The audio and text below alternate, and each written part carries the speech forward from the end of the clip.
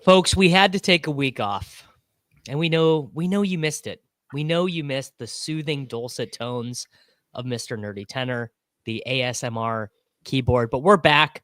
We are going to solve $30,000 for still this week, week 18, Battle Royale. We're going to run the Sims. We're going to get deep in Nerdy's secret computer. And we're going to find some shippers. It's Short King Summer, dude. It just feels like no one in fantasy sports ever learns anything. Does he mistime it, or is Brock Bowers just a grown man? Brock Bowers is just a grown man. Dare I say, Rich, football might be back. In the words of Lane Johnson, this offense looks constipated. It's Short King Summer. All right, guys. It's week 18, the last full slate, the entire season.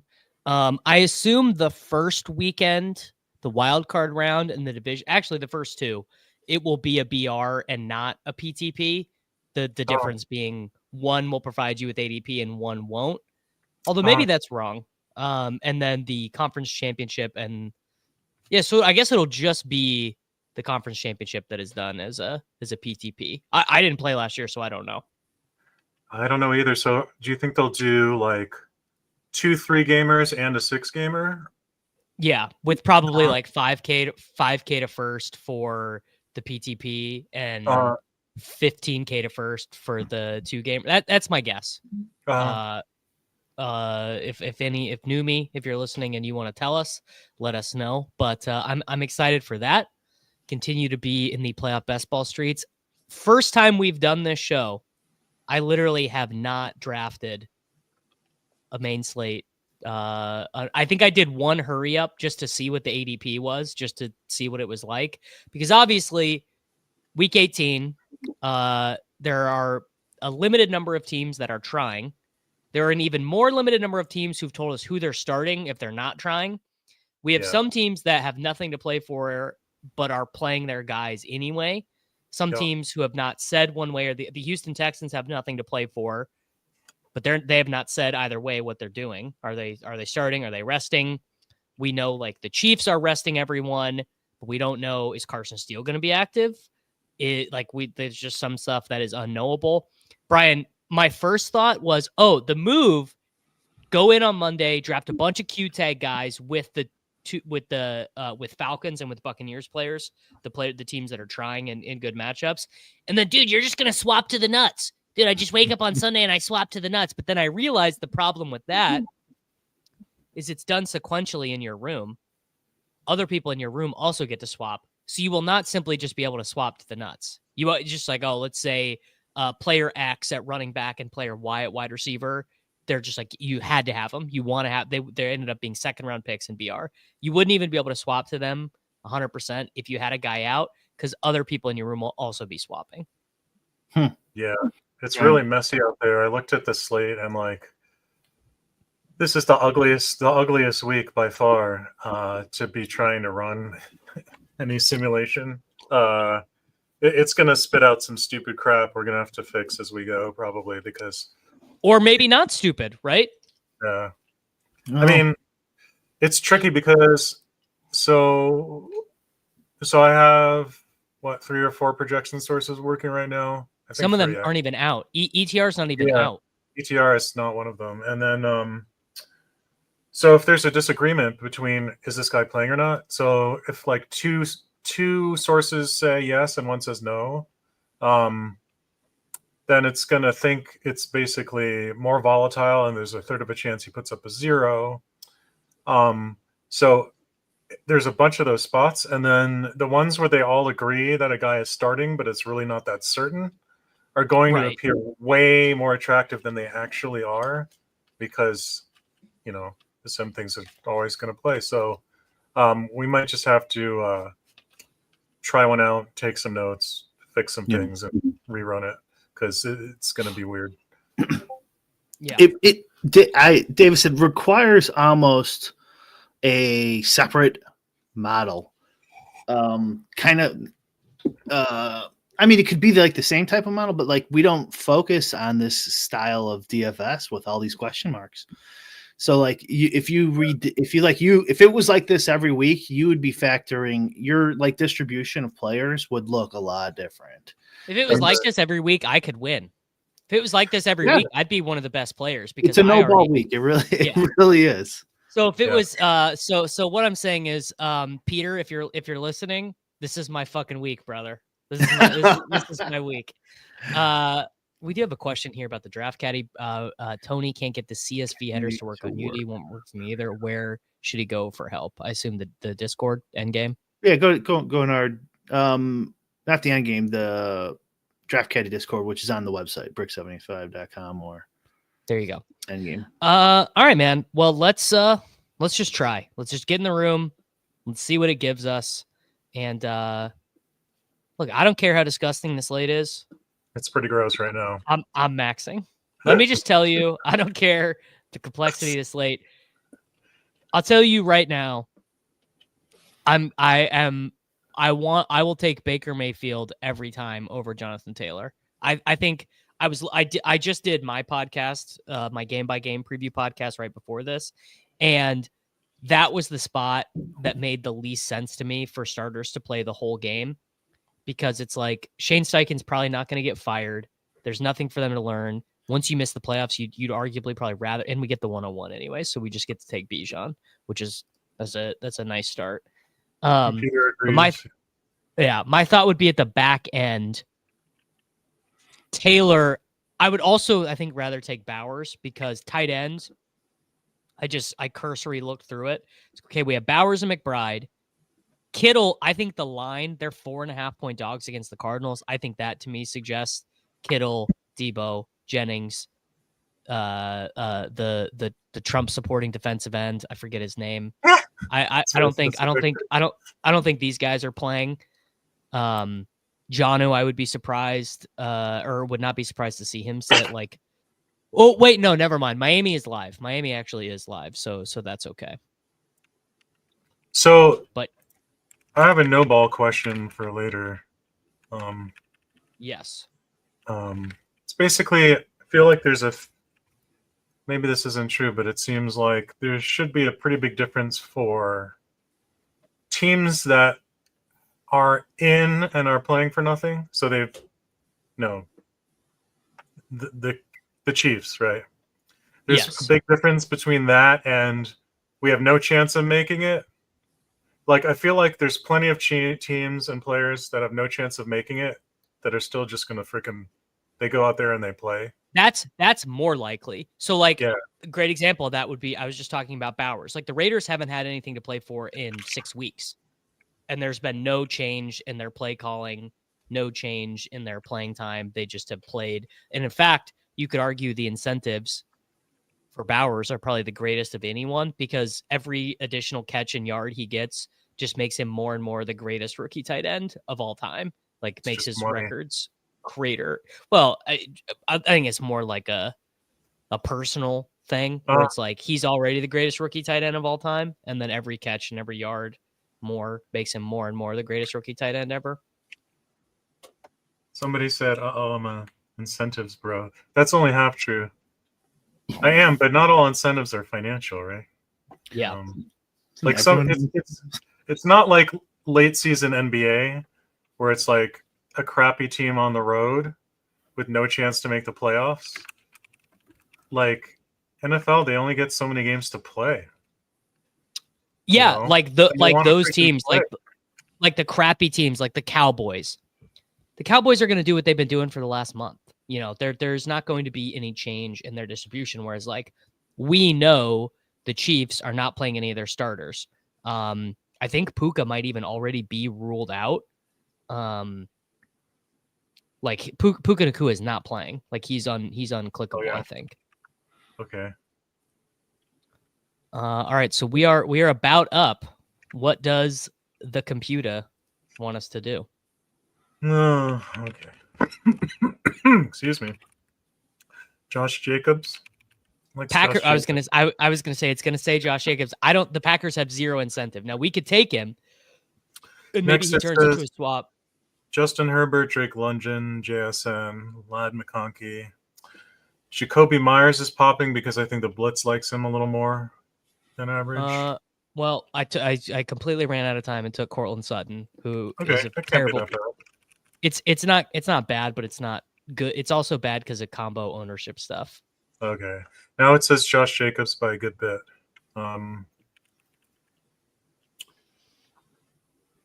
Yeah. Okay, hold on. You know what? I'm actually just gonna take Knicks. I have a fairly strong lean right now that the Packers are not going to play their starters. Okay. The I guess the line kind of suggests it, but their motivation is, I can't remember if it's absolute zero or if it's a seeding thing. But it's fairly low. The Packers right now, the 6 or the 7 seed. They can only get a 6 seed with a win and a Commanders loss. The Commanders are huge favorites. In 2021, LaFleur's Packers had the 1 seed locked up and played his starters a half. That is worst case scenario. So worst case scenario for draft games is your guy that you drafted plays, but he only plays a little bit. Just, like that is like basically like, well, okay, well that team, because you don't get a swap and you get half the projection.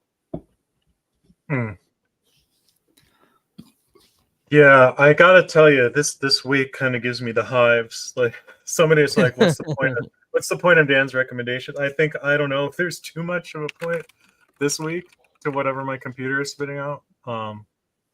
Brian's gonna let you override everything. This is the 1 week. Well, I think we should just change some of the projections as we go through. I think we should just that I think is because some of the projections are still good. Yeah. Some of the projections are wrong. Like ETR doesn't even have, like, go to the solver right now. They don't even have projections up. I think on maybe even intelligently, because they're just like, well, we don't know. Like why would I put a projection out for people playing these games if our degree of confidence is so low? Like the Seahawks are a really good one. Seahawks are eliminated, but they are 6-point favorites on the road against the Rams because the market is making the assumption that the Seahawks play their starters. I can tell you what. Well, let's make the picks here and then. Okay. It's coming up with Kittle, Gainwell, Breece Hall, Tyrone Tracy. Gainwell is a good one. Like that's one we know. I mean, they've already said they are playing their reserves. Okay, now that you took Gainwell, it's saying Kittle. Yeah, and then there's a significant drop.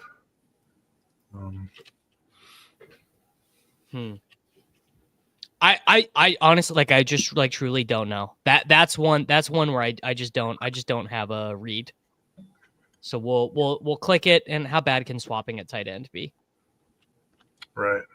Yeah, Bears winning this week would be. How would you feel about that, Brian? It's just like 100% going to happen. Yeah. Yeah, I just going through this. I was thinking maybe this is unexploitable. Like there's actually not a way to play this to exploit your opponents. But just looking at how people are drafting, I think it probably is exploitable. Yeah, this is the kind of situation where, like, the more uncertainty there is, the more you should just be mixing things up, right? Mm-hmm. In theory. So if the field is way too keen to grab things that are more certain rather than less, if they're overdoing that, you could probably get some edge that way. On the other hand, if there's a reasonable set of options that are pretty reliable, you don't want to get too far away from that either. Mm-hmm. So, well, the thing is I just feel like if you don't get one of the big Falcons or the big Buccaneers, I really don't know how you win. Like those they each have a team total north of 28. They absolutely have to win. They play at the same time, so there's no like, oh, this team won, so now we have nothing to play for. They're facing dog shit opponents, like terrible opponents. Like it's yeah, I don't know. It feels like a rather tricky spot. And also, I mean, late swap, like setting your swap rankings on Sunday is going to be like the most important part of the slate. And really complicated if you did any kind of early drafting. You're going to have a lot probably to do. You're just going to have really good rankings like that. That's really, it's just going to have a lot because correlation will matter less. That's probably true. I guess that's so. Joan, what? Oh, it doesn't matter. So we need. So it's saying Pittman, DJ Moore, Harrison, DK Metcalf. A lot of options actually. Harrison. I kind of like Jacoby Myers. You know what? It's such a week, guys. I'm woke to Jacoby Myers. All right.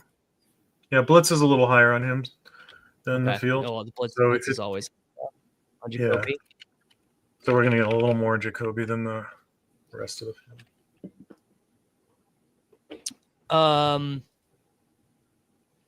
Yeah, so for the next run, let's just move Josh Jacobs' point project. I don't know exactly, but can we move it down by like 2 points? Hey, let me get in there. I think I have. Yeah, let me bring up all my sources and we'll see what we have first. So that reminds me of what I was going to say earlier. Is the Sims will tell it's the situation is kind of like injury risk, very kind of similar, like in a high injury risk situation. And what the Sims tell you, and if you add in injury risk to like the higher owned guys, is just play him less. Like you think it's like this big complicated, I'm going to say he gets hurt in these situations and stuff like that. It'll just say play him less. And I imagine this is very similar, where if you got someone who's taken a lot, but you think there is some risk of him sitting early or whatever, a sim would just say, "Oh, we're not going to take him as much then." Yeah. Are you telling me to play less? Is that what I just heard you say? Play less of player X. Okay. All right. I wanted to make sure you weren't telling me not to max the main BR. I would never say that, Davis. I'll never tell you. Yeah. Okay.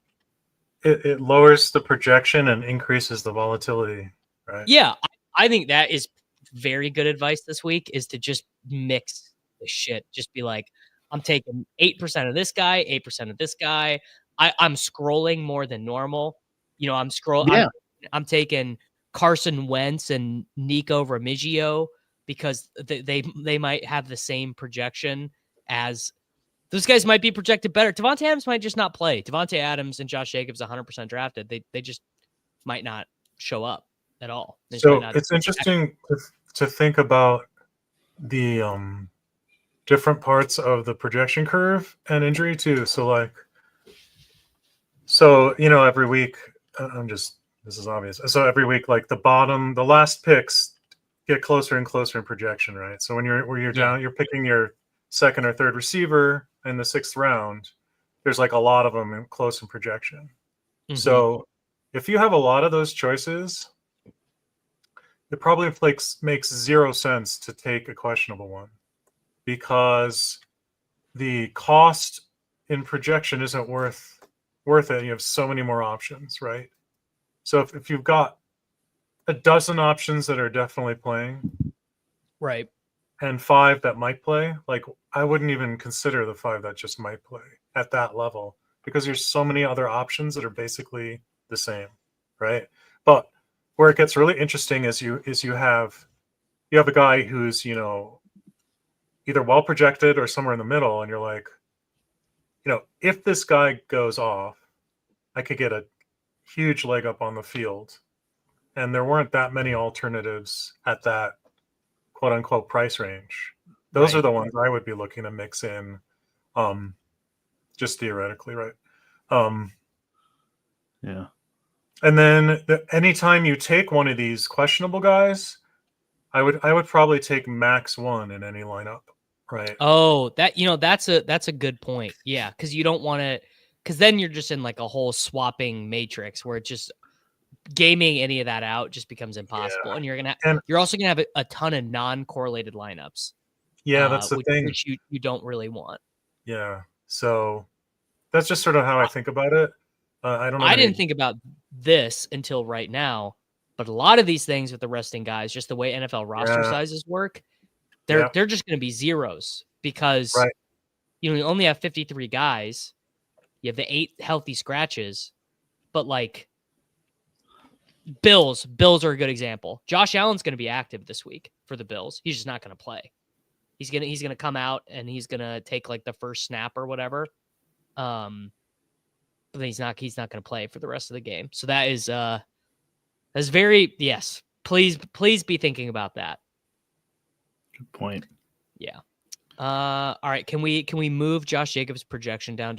I moved him down 1 point in my in each of my 3 sources. Well, I don't know if that's enough. Cool. If we have to, we can do it again. I'm just gonna do something else here. This is true. We have over 100 people watching. Week 18 Battle Royale. Week 18 Battle Royale, when basically all the important news is like yet to break yet. Like are the Chiefs, good example. Do the Chiefs start Carson Steele at running back and just give him 25 touches, or do they view him as part of the team and they call up some guy from the practice squad? Because Pirine, Pacheco, and Hunt are not getting the ball at all. Yeah. Don't you think that if you don't know it, Davis, like no one knows it, like it's your team? No, I mean that's what I'm saying. I'm saying like these are things that are going to be unknowable until like we actually get like the NFL transaction wire of like the Chiefs have waived defensive end XYZ and called up running back Deneric Prince from the practice squad or whatever. Mm-hmm. Yeah. Okay.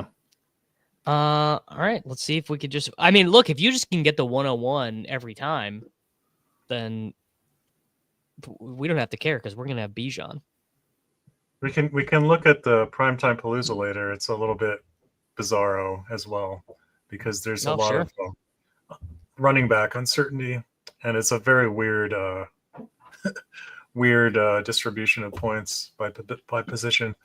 I don't think you have to play the Chiefs backups on main BR. They're better in salary cap DFS because being cheap in BR doesn't really mean much. Because after like pick 20, everyone's projected the same. In salary cap DFS, being true minimum price is more valuable. Like being like legitimately $3,000 is valuable in salary cap DFS. We got the bad pick, guys. We got the 1-6.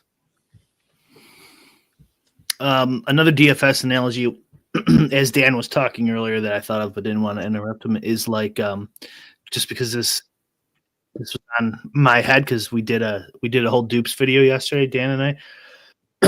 You never, like when you have a strategy idea, like don't dupe, like don't dupe something. You never want to overdo it, right? Because you can make a non-duped lineup. Very, very easy to create an unduped showdown lineup. Yeah. You're not as smart as you think you are, though. And so, like, it's, this week, it's, you can go with Deneric Prince and blah, blah, blah, and all these, smart no ball picks. And then it's like, yeah, but you got a dog shit lineup. Yeah. All right. Jonathan Taylor did go. So we can take whomever. Okay. Trey McBride is winning by a little. It's growing the gap. Trey McBride, then a gap. Then Brian Thomas. What's the dollar difference between McBride and Bowers? Like $2. Okay, there we go. McBride, come on down. I think that second week, Dan had basically locked in a win for the Sims this year. Yeah, he won 5K. Yeah, and you only do like 20 lineups a week or whatever. Yeah, that was pretty lucky, even if you think my stuff was pretty good. Yeah, oh yeah. So it's still saying Josh Jacobs, but it's much closer. So Josh Jacobs and Brian Thomas are winning at the moment. We'll do Brian Thomas. Okay. but that's only 30 cents difference. I just want for the people listening who are thinking about like, oh, what am I going to do to play this late? Not so much for Dan and Brian. I'm open to taking Josh Jacobs on like Friday and Saturday when I do these. If the line doesn't move, if Matt LaFleur says the guys are playing, we want the 6th seed versus the 7th seed or whatever, I'm open to all of that. But as of right now, I feel like he has potential to be one of the worst picks. Yeah, after this, I can dock him another point.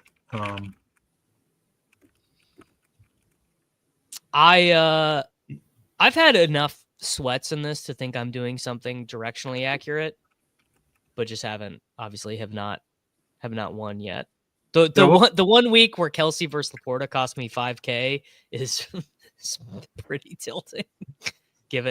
Especially given that Kelsey did finally smash on Christmas. That was a bit annoying. We might want to do some kind of summary video, like separately, like what have we learned about these main BRs this year? I mean, so we I think we've learned do that today. Yeah, we could just do that at the end if we get sick of these. It's saying Zach Charbonnet, J.K. Dobbins, Josh Downs, Devontae Adams, Dowdle.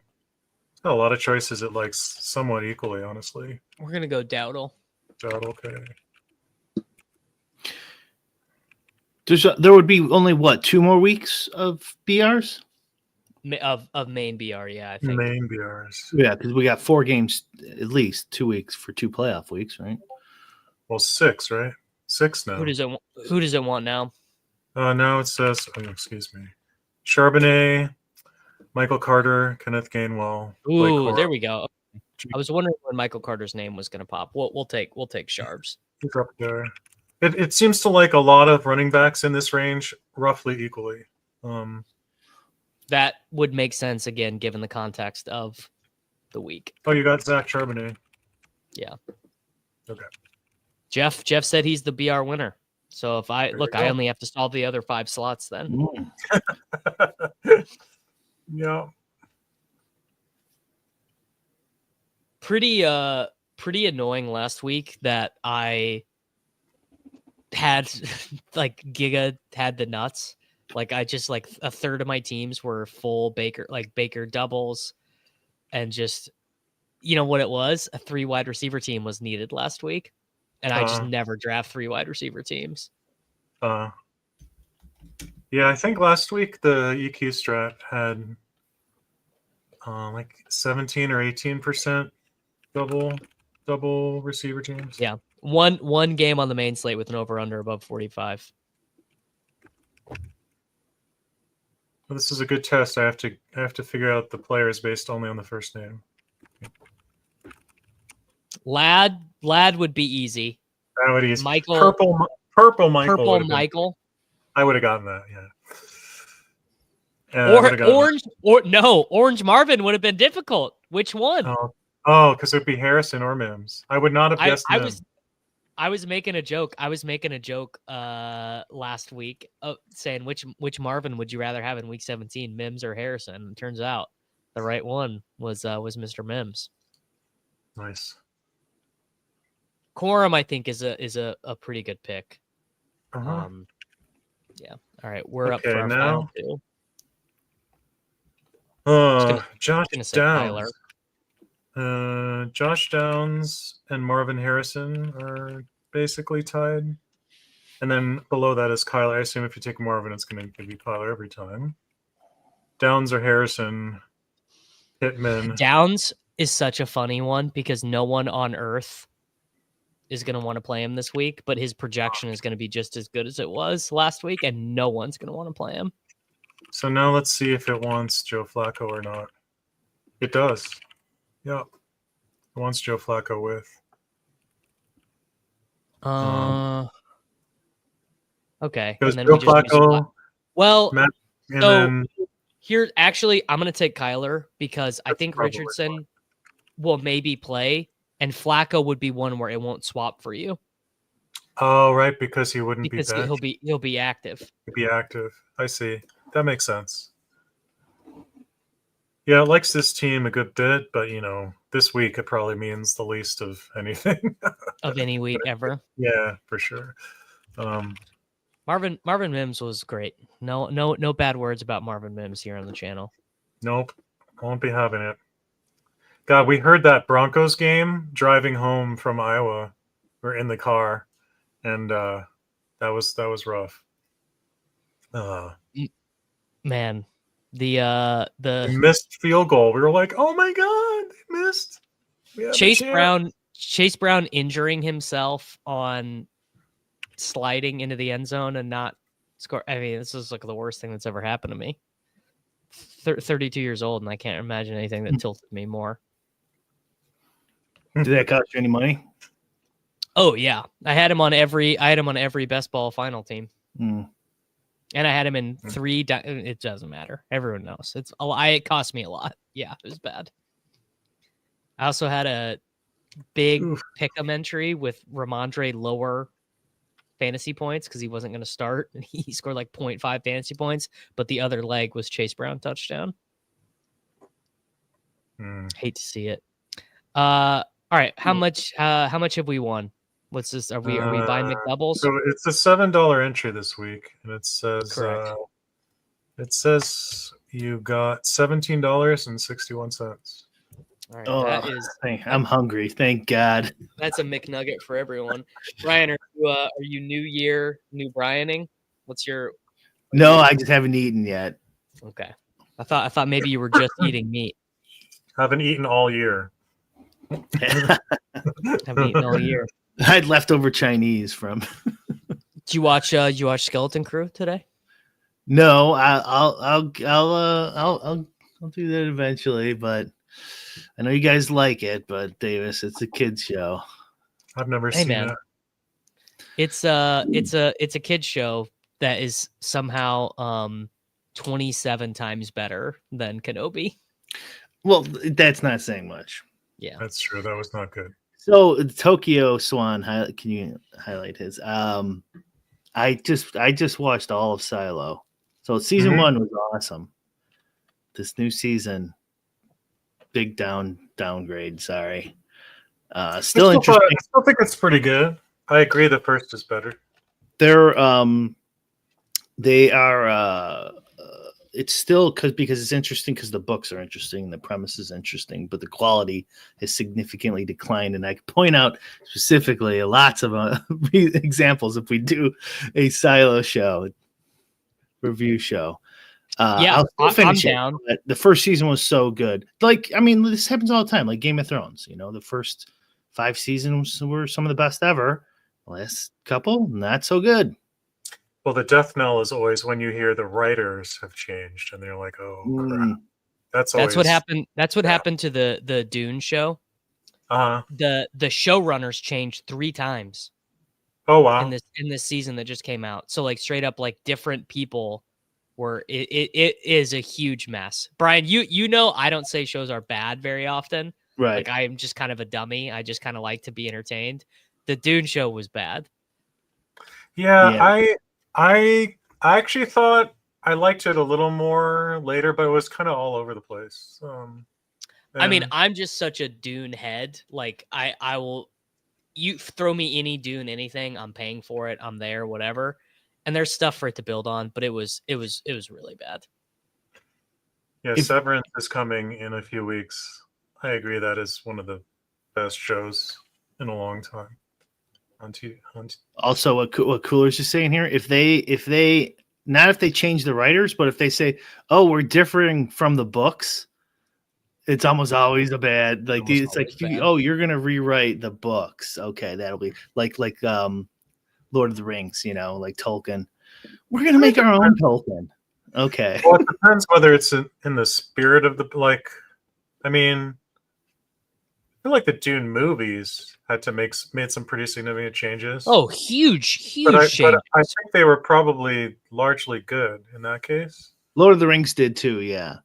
Just because the format is so like the so Dune different. book is it's just walls and walls of dialogue, and it wouldn't.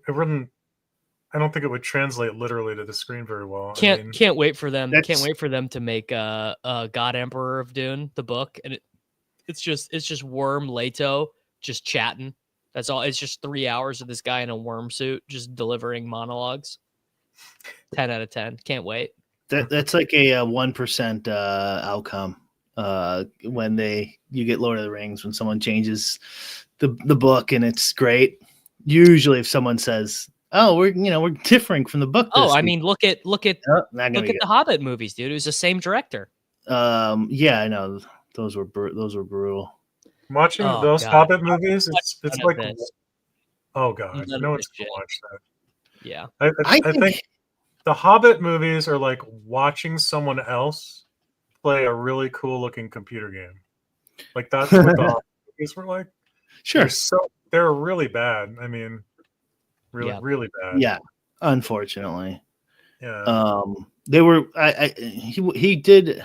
They changed directors. It was originally going to be Villeneuve, and then he backed out. I think that caused some problems. Then he went like the kid route. He wanted it more like for kids, but then eventually it was pretty gory, so really you couldn't do it for kids, and so it was all over the place. Did we really need 3 of those? I mean, No. Got to make everything a trilogy. The book is like what, 250 pages? It's not a long. They needed book. $300 million in their pockets, so that's why they did. Just roll out the wheelbarrow, throw the money. Eli, I saw you won again. I think I saw you tweeted out. He just keeps winning, this guy. He keeps winning, and he's right about Star Wars. Andor is the only good Star Wars show. No, that's wrong. Mando, season Mando 1 is a and good 2. show. Yeah, season 1's fine. Season 2's okay, I guess. If you're telling me that the season 2 finale of Mando that came out on Christmas Eve, where Luke Skywalker returns with his fucking lightsaber, yeah, I like. It's not good. You're full of shit. They got me on that one. Yeah, I know they did because it was good. That's good television. Yeah, season 3 was bad though. Season 3 was bad. The CGI barrel scene from The Hobbit. I heard. Let's hop in another one. I heard as part of the Trump election that Cara Dune actually has to have her own show. That actually Disney Plus now is forced to cancel Gina Carano, and there's just a show just about Gina Carano's character. Yeah, by executive order. Yeah, and if Disney doesn't comply, everyone goes to jail. Right. Yeah, but we also get to spend our Skalansky bucks, guys. So that's true. I would love a TV show based on John le Carre's novels. It will never get made. My dad is super into those books. But Dan, that's so funny you say that. I've recently realized I have the reading habits of like a 67-year-old classics professor. The 2 books on my nightstand right now are Aristotle's Metaphysics and Honorable Schoolboy, which is just a John le Carre novel. I've read like 5 of them. I really am reading like the stuffiest asshole from like the south of London. Okay. Draft number. Here's the thing, Bullock. I am completely fine reading like someone's dad. That to me it's the reverse dunk. That is a compliment to me. Davis, you want to break it to him about my reading? Yeah, Brian doesn't know how to read. I don't know how to read anymore. It's like a vestigial tale. At one point, Brian knew how to read, and he can kind of make sense of the words on the page, but it just doesn't translate anymore. Yeah. The internet broke my and Audible. Yeah. The app. All right. I'm gonna overrule the computer and take Baker Mayfield over Jonathan Taylor. Yeah, it's not. You'll never get him otherwise. Using my stuff, it's gonna. I feel you should wait until. Well, let me see. Well, actually, what does it have for? What does it have for Bowers? If we do a new intro for this show next year, or I guess this year, that should be in there. I'm gonna overrule the Sims. First pick.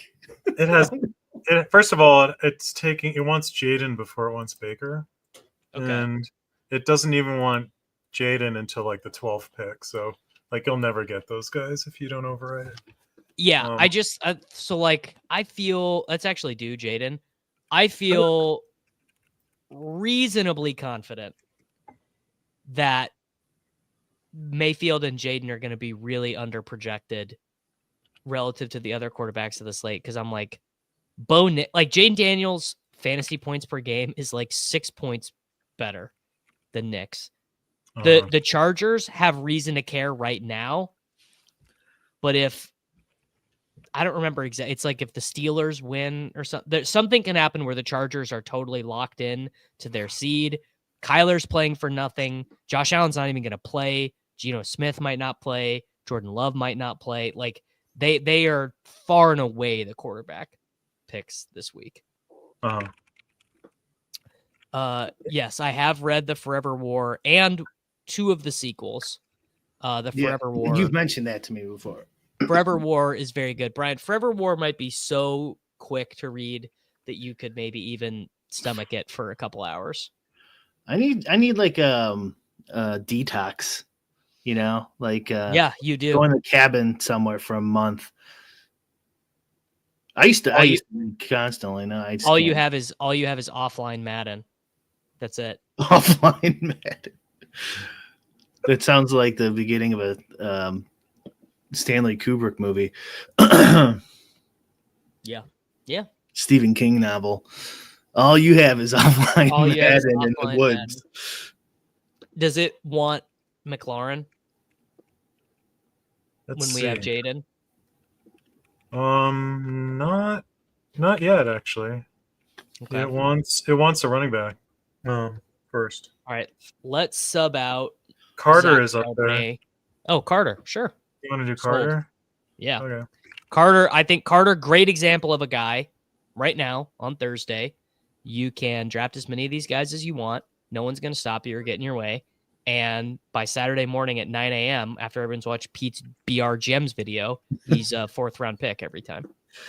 Someone just posted about Marvel Rivals.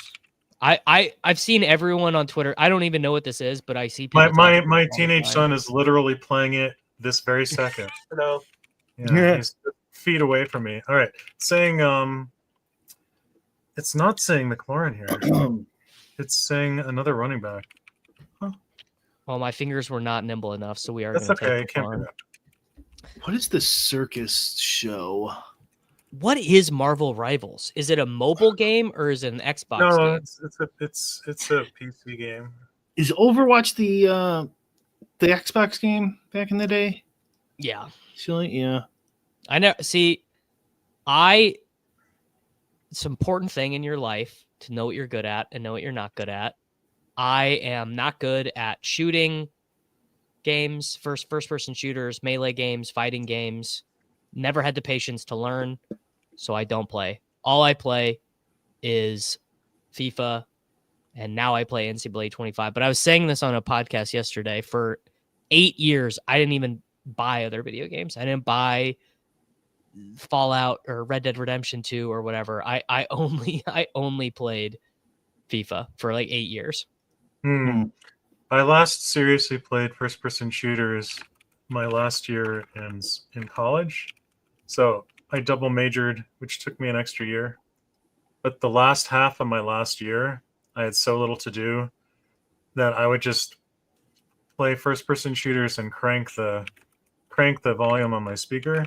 And I was across the street from the Conservatory of Music, and apparently people could actually hear the explosions from my computer game, inside the conservatory at one point. So that's I'm trying to think of what games would have been around then. That would have been like Doom. This was like in Macintosh games. I played Marathon. Because there was no Counter-Strike. I played Doom when I had a PC later. Counter-Strike was like 99, I want to say. Quorum is at the top of the list, actually, Davis. I had a feeling. He Yeah. would be inside the computer. Yeah, it's close though. Why is Spags making fun of me on the internet, bro? I don't think he is. Who knows? Did he make fun of you? I didn't see it. I don't know. All right, who's our final pick here? Okay, our good friend Jacoby Myers, Lad McConkey, Garrett Wilson.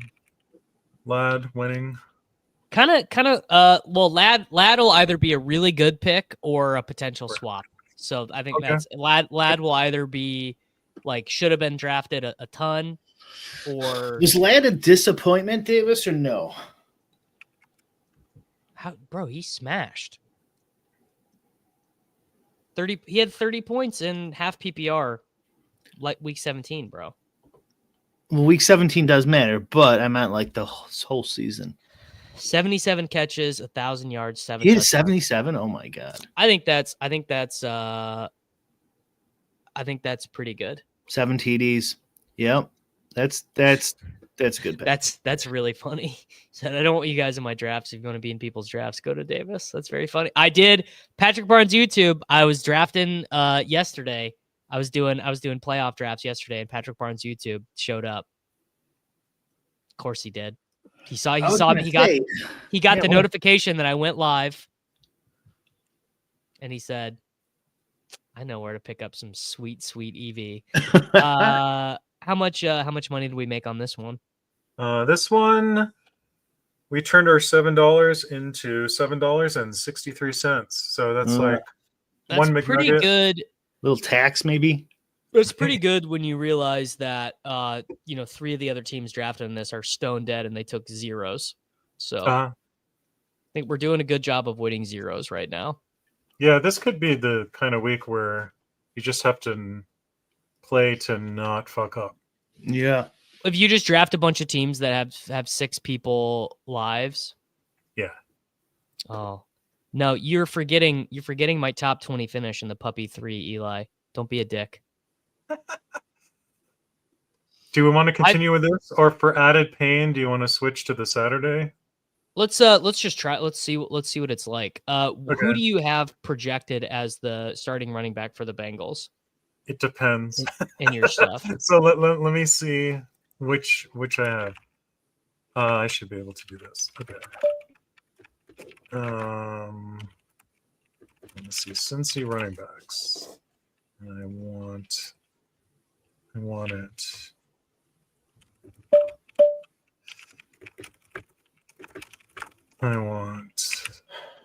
I'm good with either. I think I'd slightly prefer it to be Travion or whatever.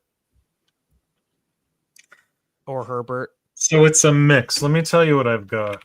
So give me a second.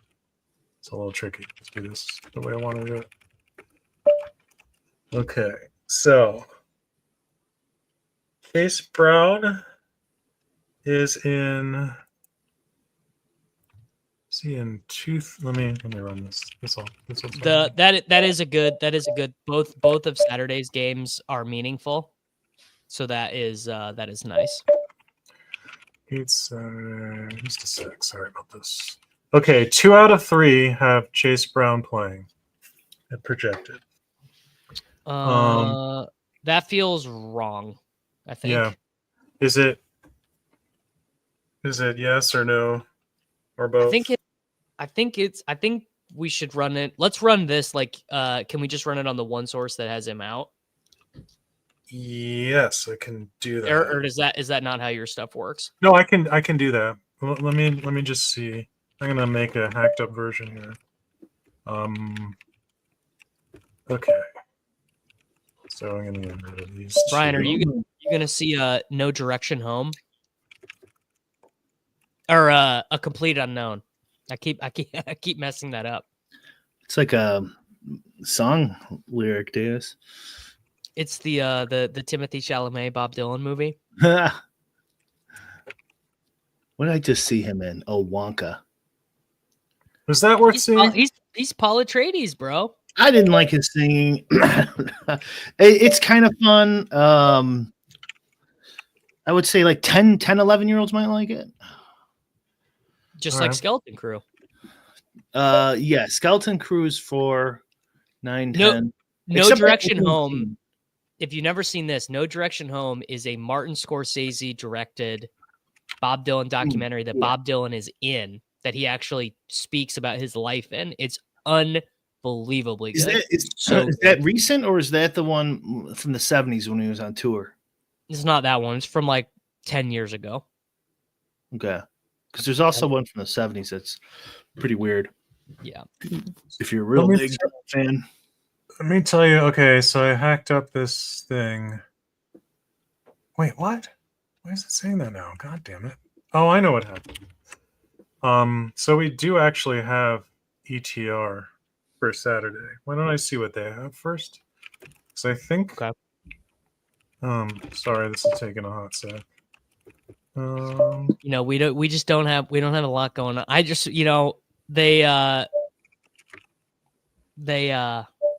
Leone didn't really think about this stream when he decided to wait to do projections. He didn't know how bad we needed him. Yeah. Otherwise, for sure, it would be done by now, right?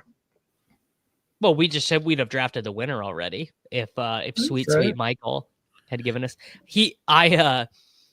Leone came on the Takecast last week, and I was like, I find it so interesting the role that Michael and Drew play in DFS. Where like if they just stop doing their job one day, like if ETR ceased to exist for like a month, how different would daily fantasy sports be? Like how different would the draft games? How different would people's processes be? Like a lot of people who are profitable players upload the ETR projections to SaberSim because like the Saber is more intensive. I don't know about better. It's hard for me to say as a novice with Sims, but more intense Sim stuff than the Solver. But how many people are reliant on like Drew and Mike to know their ball for them? It's just kind of fascinating. A lot. Yeah. Yeah. All right, I'm getting closer. Sorry, I keep screwing up. This is so inaccurate that I don't even know what to do with that. Yeah, what are you talking about, man? Dylan's the coach. He's saying that Bob Dylan, if I'm reading him correctly, he's saying that Bob Dylan is like just like a B+ human being. Maybe I'm human being might be, but B+ musician, which is false.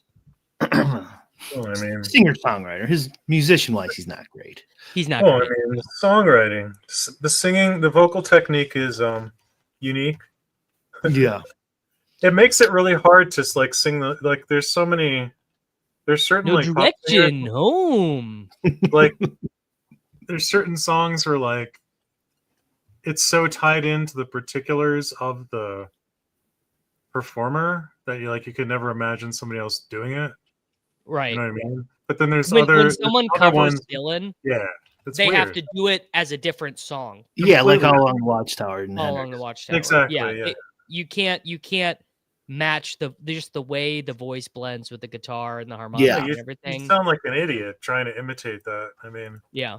Mm-hmm. Yeah. So I saw him this last summer.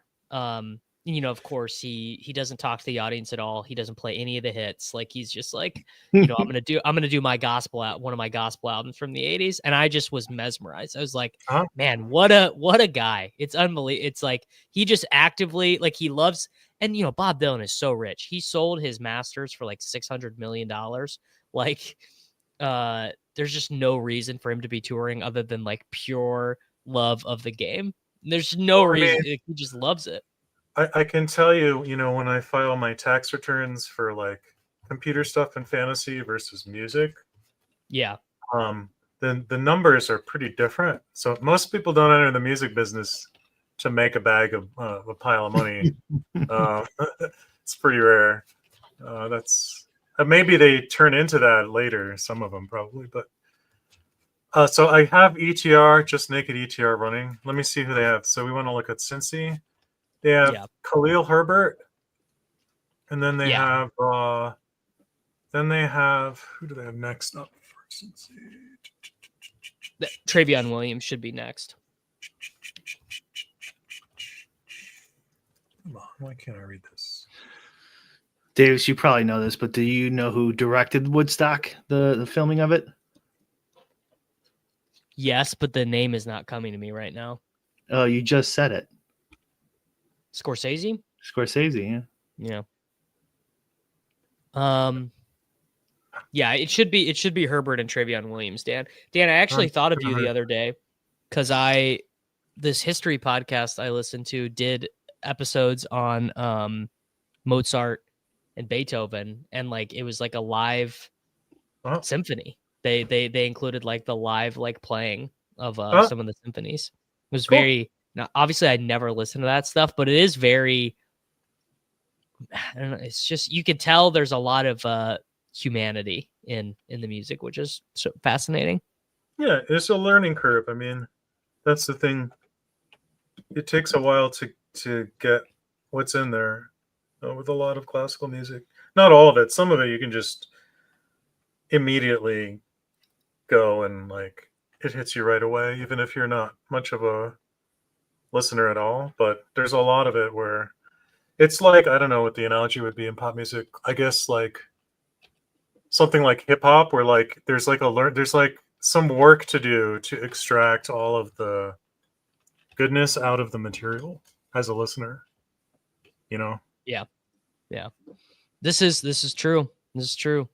I never thought about that. Yeah, I was. Yeah, they were real. It was a big sticking point for the band to be filmed. Their manager was kind of an asshole about it. Mm. So I have confirmed those two running backs. So I think we can just see what happens when we run with this. All right, let's do it. It's hot. Oh, I have to set rankings. Oh, okay. Which it's very strange because the Dead are notorious for letting you like plug in and record the live show, like right into the soundboard. Yeah. If you're Brian, if you ever read again the book about the Grateful Dead that their buddy wrote, A Long Strange Trip, very good book. I mean, it's like 700 pages long, but it's a very, very good book. I don't know how to read anymore, Davis. Someday you might, though. You might remember at some point. You just do the Audible. It'll take like 60 hours or something. Yeah, that doesn't even work anymore because I usually listen like falling asleep, and I just fall asleep and I don't remember what I listened to. Well, let me tell you, one of the biggest hacks that you can ever find in your life to have your brain entertained and still gain some knowledge: audiobook while you play video games with the sound off. Oh, wow. I don't think I could. I have not heard the announcers on FIFA or NCAA 25. I don't even know who it is. I do the same actually because I just listen it's to too annoying to listen to them over and over again. I just have a podcast or an audiobook playing whenever I play. All right, we are in a primetime Palooza. I don't want to hear my opponent talk through the speakers. They're just going to say glaze or no cap. Yeah, no, they say much worse things than that. Let me tell you. All right, Lamar and Burrow go. That can't possibly be correct, right? This is awesome. No, it's not. This is very good for you. Very good for you. So Derrick Henry is the play now. I'll tell you about the test draft I did, which was really funny. After this one, it came up really hilariously. Yes, this is basically why I don't play like Spider-Man or Red Dead or anything, because like I just don't. I want to be. Oh no, Dan's camera went off. It's okay. It'll be back in a second. I'm still here. That's how powerful his Sims are. Mm-hmm. I had to shut down. So now you could do either Pickens. It wants Pickens a little bit more. You could do Pickens or Herbert. But Pickens is better. We'll do Bear. Bear. Bear's due. Oh my God, Dorian Thompson-Robinson. This is actually a crazy PTP where you act like actually the quarterback is so bad. that you actually like want to take the third quarterback sometimes? So what happened in the first draft is exactly what happened here, where the fourth guy got Chase and Higgins, even though Burrow was gone, because the drop off is so big at receiver that it makes sense to take two from the same team, even though you don't get a quarterback with. Because you're basically never getting Joe Burrow with Chase and Higgins. It's impossible. I would imagine those drafts are thrown out. So, like, if you want both of them, it has to be without Burrow. It's a very weird dynamic. That is a weird dynamic. So this guy drafting Joe Burrow there was very costly. That was a big error, according to my stuff. He should have taken Henry or Chase. Yeah. Well, yeah. It's not worth it.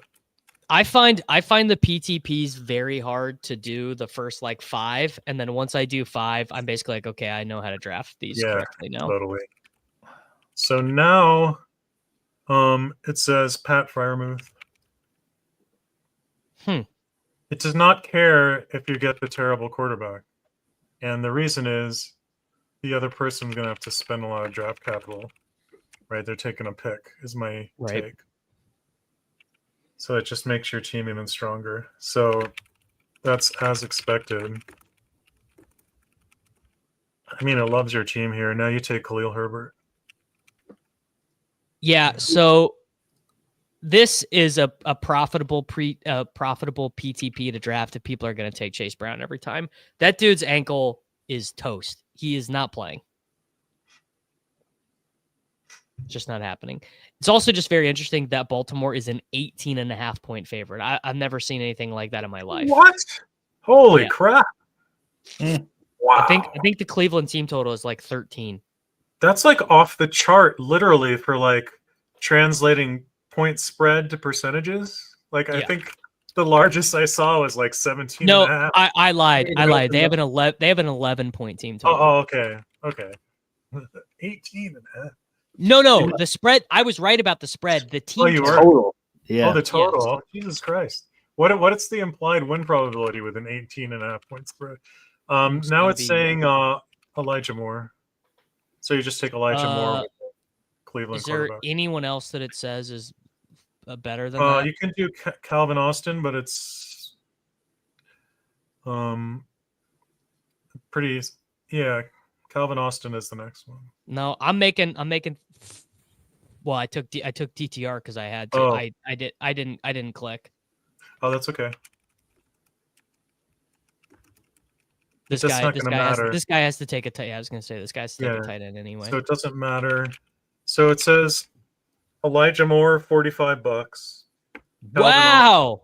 Calvin Austin $30. Wow. Holy cow. Dude, chicken nuggets on you me. You can buy someone in chat some chicken nuggets with this kind of money. We're not going to, but we could. No, of course not. I mean, because we need to gamble those Skalinsky bucks. We do. So look, if DTR is in fact capable of scoring touchdowns, I mean, imagine what that could mean for us, though. So this kind of the thing to be thinking about is like, how much draft capital are you picking up when your opponents are just terrified of getting stuck with the fourth quarterback? Like, that's the thing you should be thinking about. How much is it costing you, and how much are you getting? So in my sims, it's almost always the case in this kind of situation that, according to my sims anyway, people are too averse to getting stuck with the worst quarterback. Yep. And they spend too much draft capital avoiding it. So, I mean, my sims aren't perfect, could be wrong, but that is sort of a consistent pattern that I've seen over the weeks. Take it for what it is. As it pertains to BR, by the way, Jimmy Kempski did just tweet this. He expects Will Shipley to get most of the work at running back for the Eagles. So if you're drafting main slate BRs, I would stop taking Gainwell and start taking Shipley probably. Okay. Yeah, let me just see the ETR difference in projection between Russell Wilson and then that other guy whose name I can never remember. Dorian Thompson-Robinson. So it's it's like a 5.5 point drop, which is quite significant, right? Yeah. But the combos you might be able to get to and the draft capital you might get may be worth it. So I think that's, and the other thing is, you're not only caring about your quarterback putting up a good score.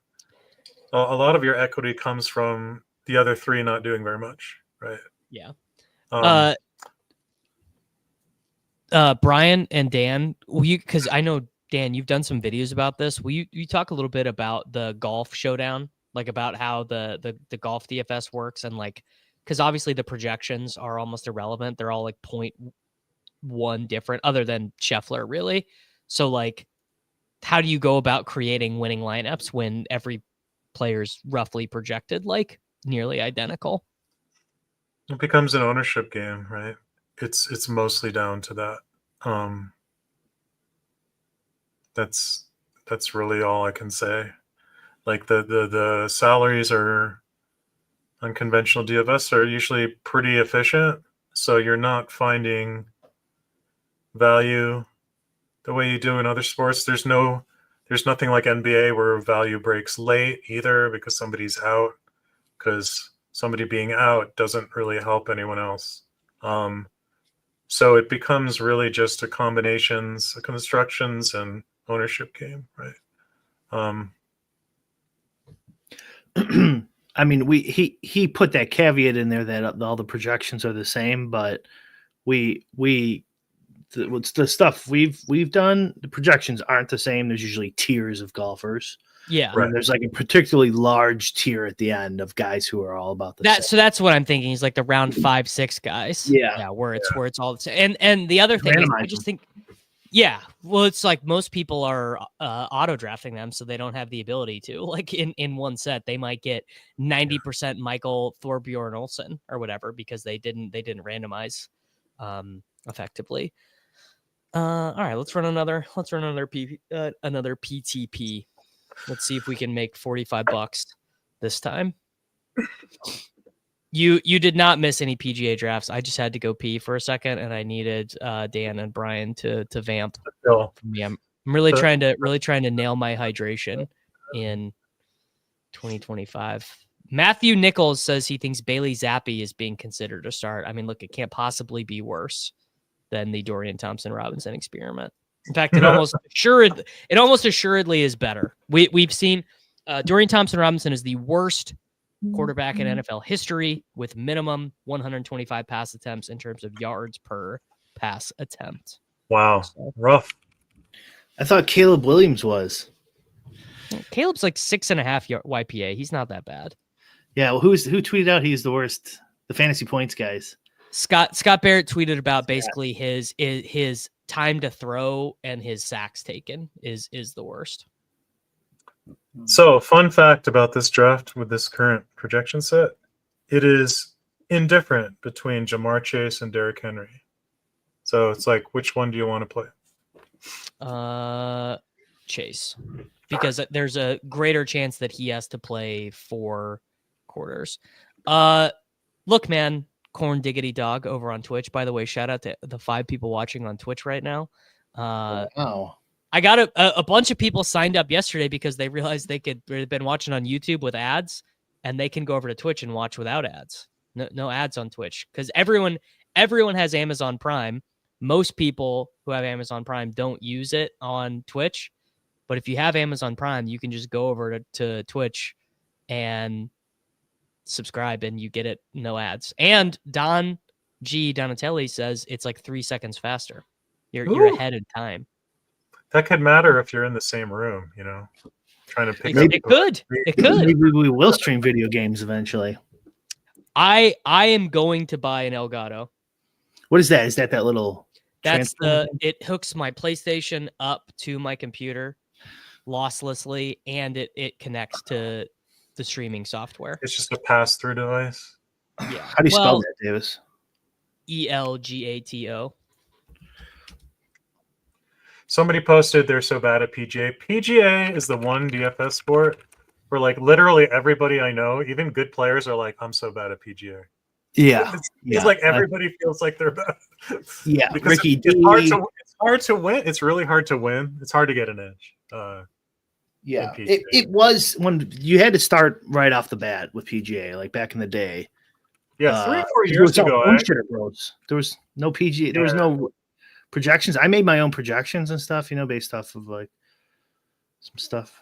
I did well like 3-4 years ago, and then I started to see like my Sims were showing the Nelson's pretty good, man. Nelson is pretty gosh dang good. He also put a lot of work into it. Yeah. I need to get back in those streets. I just haven't had time for it. It's saying Jerry Judy. It's fun.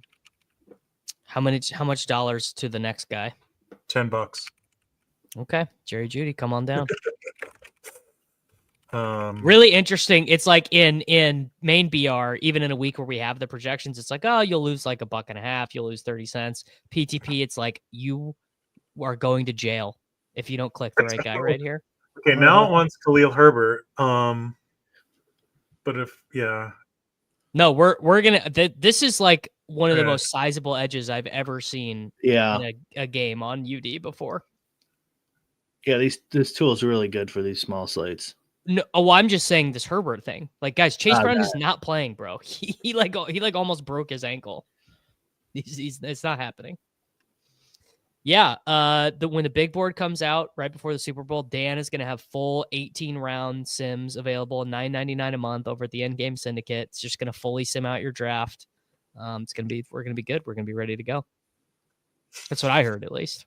You're supposed to undersell and overdeliver, right? That's. Well, I mean, I already gave you guys the $1 million idea of a GIF grading your team when you punch it in, and you weren't interested in that. So it's fine. So then I'm gonna start over promising. Maybe, you know what, Dan, for next year, then you let me know how I can help advance this. I would love for us to have something for playoff best ball. Oh, we're gonna have something. Yeah. No, I'm committed really to that. Cool. Yeah. I'm committed to that. I think BBM is the priority at this point, right, Dan? Yeah, I would do best ball because it's a halfway step between Sunday BR and full BBM, right? So I would try and get that first. Dan should just start telling me my teams are worth like you actually owe Underdog more money, like negative $72. You owe them more money. I feel like I tweeted about this once where I got a sim error or something, and it was simming the EV as below 0. And it's like, imagine your lineup is so bad that you have to wire DraftKings additional money after you submit. It'd be really funny. It's saying Pat Fryermuth. What do you have for points, Andrews versus Fryermuth? I'll look in a sec. Shit. That's just pretty interesting because I would just assume Andrews is projected like way better. Yeah, it might be an ownership thing. I can't do this at the same time. Sorry. Okay. And now it wants it wants double. It wants Mark Andrews now. That's why. Let me tell you, that'll be weirdo. No one's doing that in PTP. Love it. The way I drafted on the Christmas slate was I just exclusively drafted because I was like, we didn't get a chance to do one of these. And I was like, I know Dan would say these are negative EV. I just tried to draft the weirdest combos I could. Like I took a bunch of shitty Chiefs guys, which almost worked, right? The Justin Watson thing almost worked. Yeah. So now maybe if we do any more of these, we might want to be a little inclined to take quarterback slightly earlier, just if I don't believe. Yeah. But I mean, I'm running this now, and it likes your lineup a lot because so the total projection is higher than everybody else's, despite taking the crap quarterback. Also because a lot of your opponents don't seem to know about what's happening with Chase Brown. Well, they're just going off whatever projections, and they have Chase Brown in.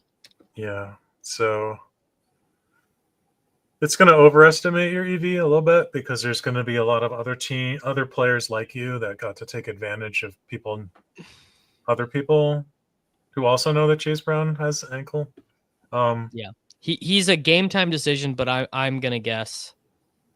I feel 68% degree of certainty he will not be playing, and that the times in which he does not play, there are just going to be so many teams in this field that have drafted Chase Brown, and they're going to have no swap. Their swap is going to be a terrible option, like a guy who projects for like 2 points. So if we want to force in avoiding that bad quarterback, I can lower his projection even more. And then you want to do that? Cut it in half. I'm going to take Bailey Zappi on this one just because I think that is kind of fun. But cut it in half and give half of it to Bailey Zappi and see what it does. Is that going to work? I'll try it and see what happens. Okay, so yeah, I don't know how your stuff works. That might not. No, it should work. It should work. What's this guy's name again? No, I don't even know the Dorian Thompson Robinson. Can't even find him in my file. There he is. Okay, so we're going to take him from 12.5 to 6. I don't even know what the sim's going to do with a quarterback with a 6.25 projection. And then we want to give it to, who am I giving to? Bailey Zappi. Oh, he's not in the pool. Oh, no, yeah, he is. He's just not in this file. I can fix that. Bailey. Brian, are you going to draft any playoff best ball? Probably not. Because the Bears aren't in? You gotta, because you can't make any mistakes in playoff basketball. No, you can't. One auto draft of a guy who you didn't need to, or couldn't afford, and you're literally already dead. Yeah. Okay, the sims are running. You can start it up. Okay. You can get in there. I'm only drafting these. I'm not going to draft any. I have too many drafts to do. Like I need to. And Crutches is going to stake me in the gauntlet, so I got to max the gauntlet. I got to max the mitten 2. Oh my so god! I got too many, and I got to max main BR. So I got a lot. Those are going to take a while too, because they're 10 round. Yes. I mean, I can do like 6 of them at a time though. The sims are deep in my head for those. I've been drafting these since week 10. So this should do quite a bit to the order of drafting. Yeah, I thought it would. So now it likes taking Lamar. Well, I gotta let it run a little bit. By the time you start, it's going to prioritize Lamar a lot more. Brian, are you playing cash games this week for cash game week? No. That is a great bit though. It's Peter's greatest bit. Yeah, it's the one of his best. And he changed his name on X already for the season.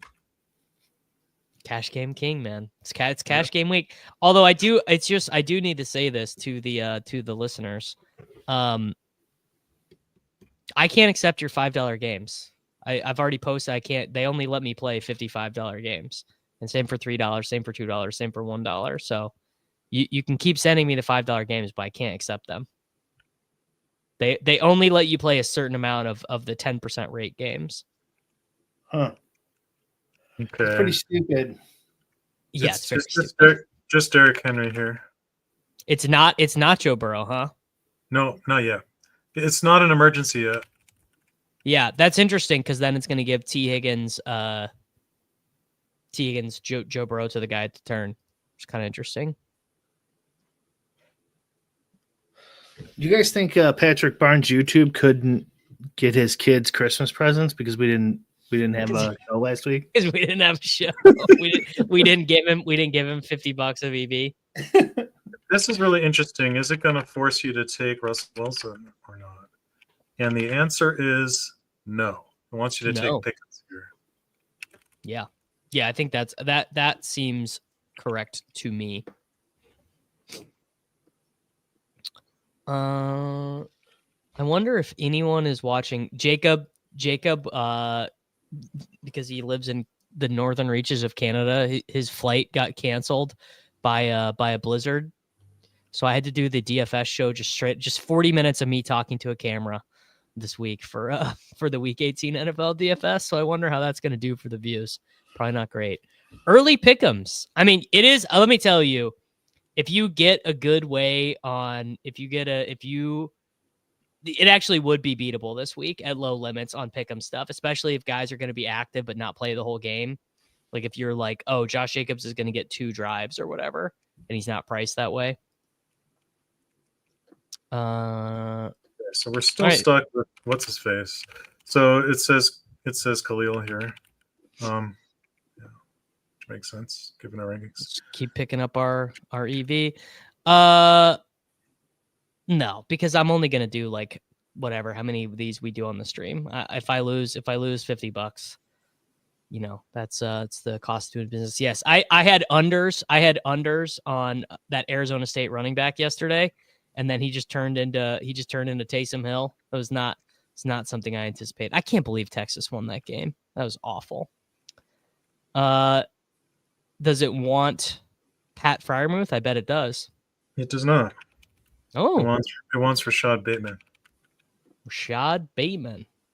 All right, Mr. Bateman, welcome to the team. Did you do resolutions, Brian?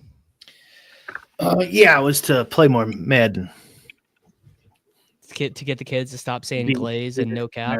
Yeah, it's it's a crisis. You know, people aren't talking enough about it. Yeah. Well, we really appreciate you bringing this issue to the fore. Yeah. You're welcome. Did you see that LeBron tweet the other day? I did. Yeah, I was just thinking about tweeting at him yesterday. What did it? I missed it. He just tweeted like, "Oh, I just played Madden with this guy and his username or whatever." He's like, "Oh, it was a good time, good conversations." And I tweeted like, "My headcanon is that Brian has done that with LeBron like no less than 3 times." It's hilarious. So it just says take Akins. It says Akins, huh? Yeah, probably for the correlation. Do it. It's right there.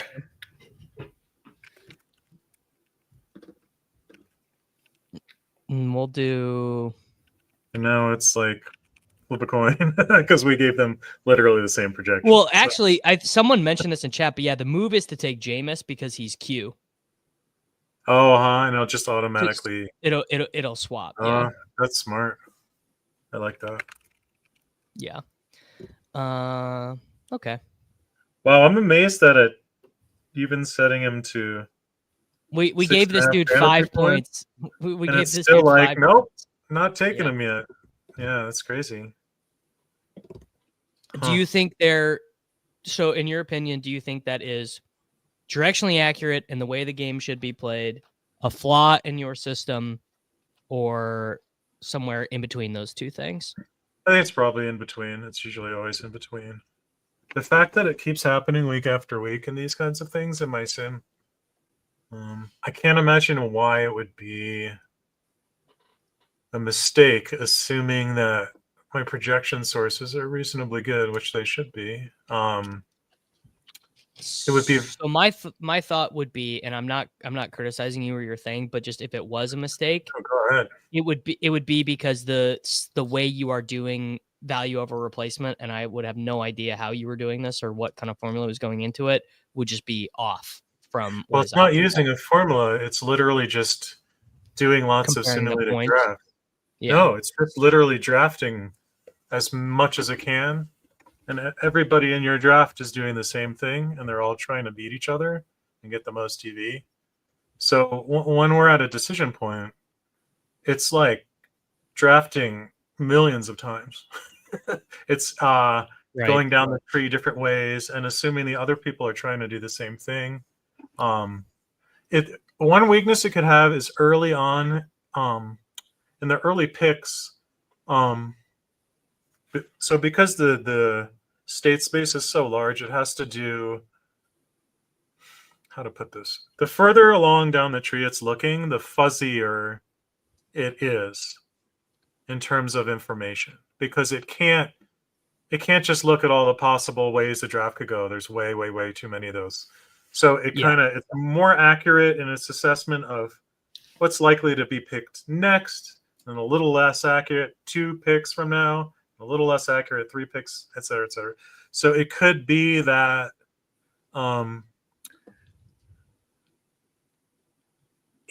its view of the future draft is too fuzzy, and it's in some way biasing against quarterbacks. But I don't know why it would do that with specifically quarterbacks, and not some other position. Right. That's totally possible that there could be some systemic bias because of the how the algorithm I wrote works. I mean, one thing we could try, one thing that would be suggestive, and I've done this before, is you do a draft and you force in a pick the computer doesn't like, and then you see what the EV ends up at versus what it was earlier. Because it says, oh, I shouldn't pick Russell Wilson here, because if you do, it's costing you this much money. Force it in, and then see at the end of the draft how the EV changes.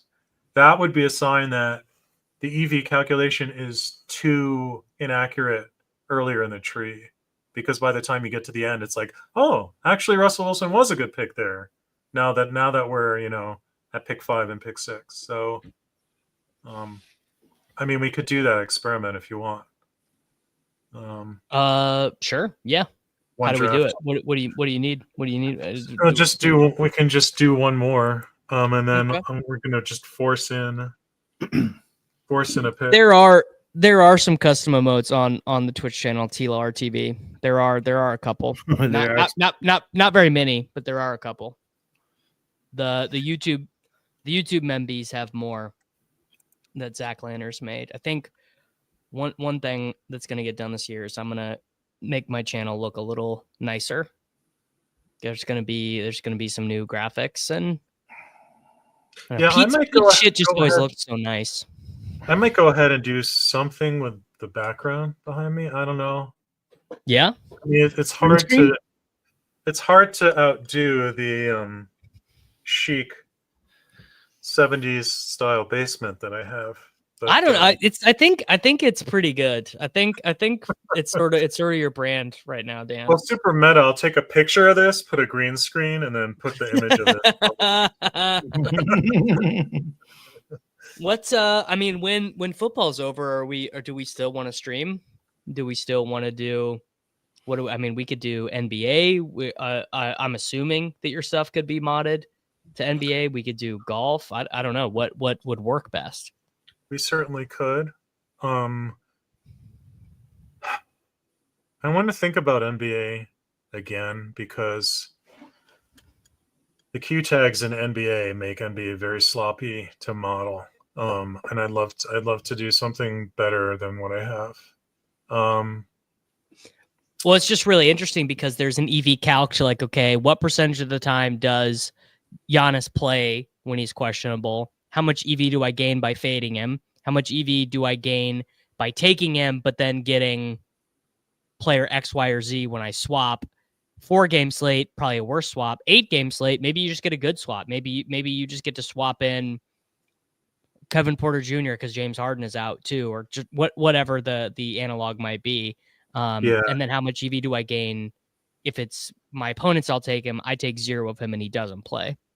Yeah, I think I know what I want to do there. It's just, it's kind of ugly and a pain in the ass. I need to think about it a little bit more.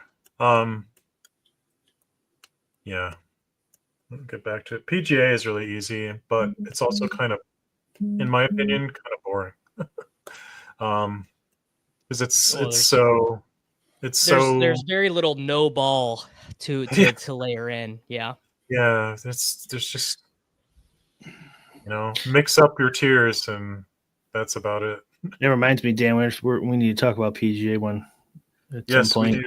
We do. I'm going to get a drink. I'll be back. Okay. All right. Is your stuff cooked? Good enough. Okay. I have the same. Okay, so I what recommend. did we do?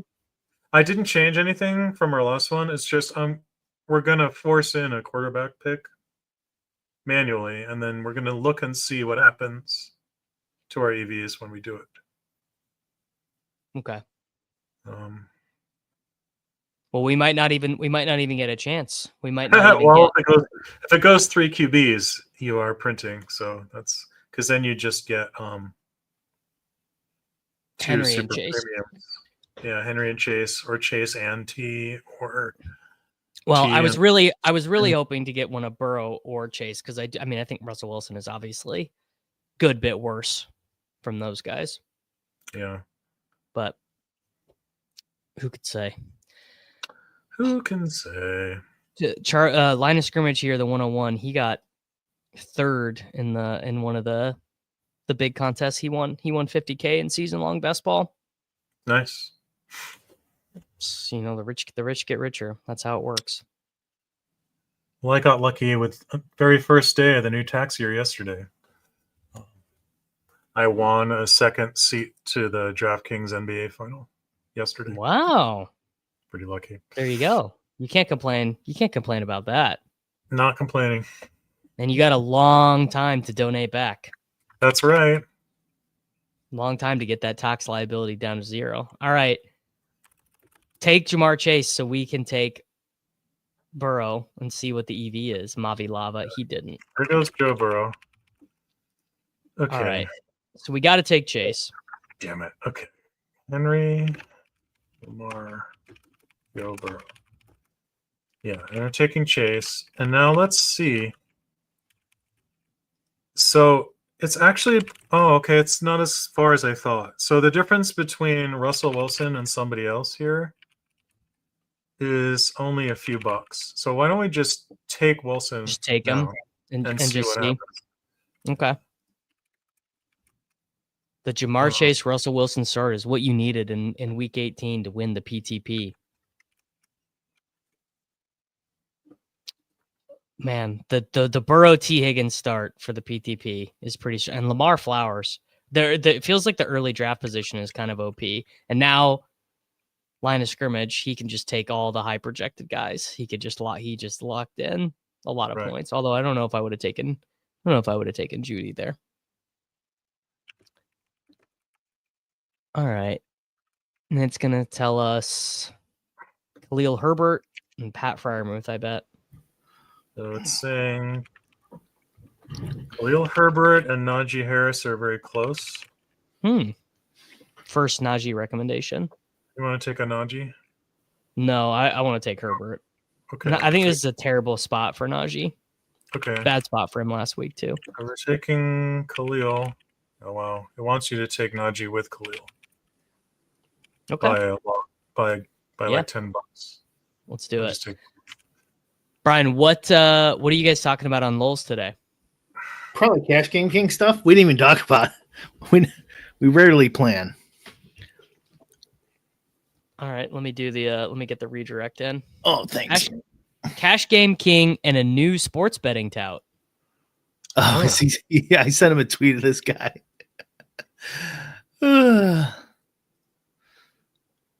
All right, we have got Najee. What Pete found a new Vegas Dave? I'm assuming he's talking about the one I sent to him, but I think he probably saw him too. I don't want to spoil it, but there's some cash game or some tout tweeting out himself topless and stuff. Wow. Good bit. That's awesome. It's too good. It should have been done a long time ago. Brian's gonna reveal the shell. I don't know, man. I don't know if you can. Cash Game King. I can't get that 0.7% edge. Come on, dude. You got to get the point. Yeah. How are you not going to play in Cash Game Week, brother? The streets are going to run. They're going to run gold with expected value all over the place. He's going to make dimes on top of dimes. I wonder if Pete is up lifetime from Cash Game Week because he's gotten enough soft action. He might. Yeah, maybe. What stakes does he usually play? That's going to dominate whether he's up or down. He spends He spends like at least $5,000, I think. Yeah. And because But everyone, is it like $1 million $10 ones kind of thing, or is it like yes, yeah, Then he yeah, did. he's And probably and good I with think one time someone sent him a 1K it. and played a terrible lineup. Nice. Thank you very much. One year, me and Nate and Sammy played against him and Leone and Holka, and we beat them for 1K, which was fun. Then 2 years Pete's done it. He's just duped me. We've just had the same team. Okay, so it says Bro. Elijah Moore, Jordan Akins, Yoshivas, Wallace.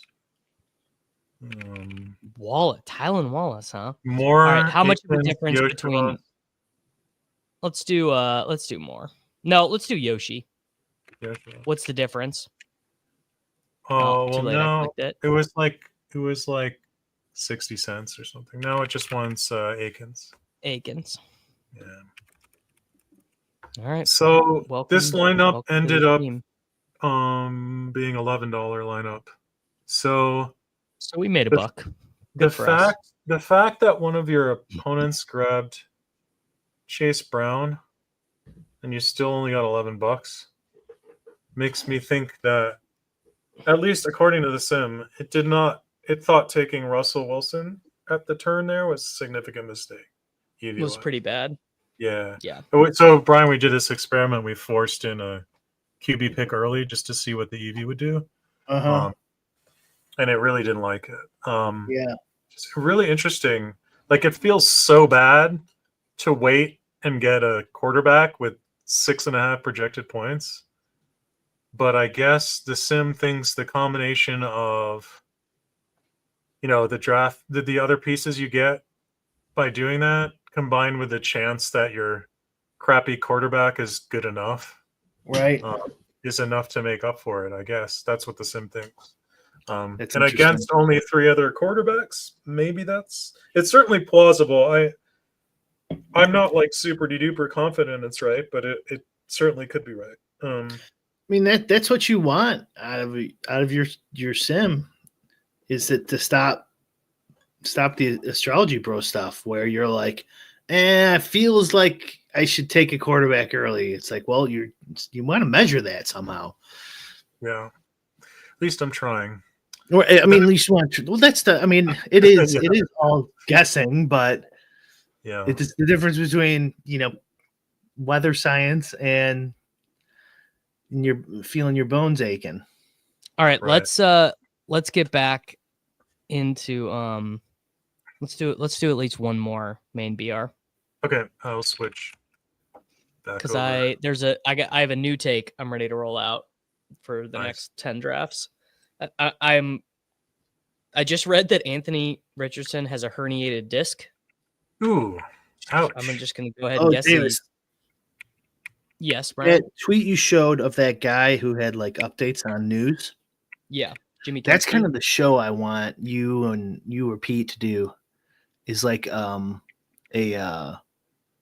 clip show, but you could also just use tweets where you parse coach speak kind of, and like, what's the no ball version of this stuff this week? Like condensed, and then for like 1 hour, I can just watch that, and I know this week there's tons of information, but like even during regular season, that basically already exists. On what? Mayo does a news show on Fridays and Saturdays, I think. Does he break down like a coach says something and then what it means? Well, there's a whole the coach speak index, brother. Don't you know? Yeah, about I know that? the coach speak index, but there's not a clip show. That would require a lot of work, and I don't think it would. I don't think it would. If you get enough viewers, they'll send you the clips. So you're saying what you want me to do is go live for an hour on Friday and be like, this is what a coach said. This is what the coach said, and this is what it means for fantasy. Yeah. Yeah. So like ETR is projecting for 16 points because of this clip, and the coach said this. blah, blah. Yeah. The thing is that's the sort of thing that kind of ends up. It's like the projection should have that included anyway. You know what I mean? How much does knowing why the projection is what it is?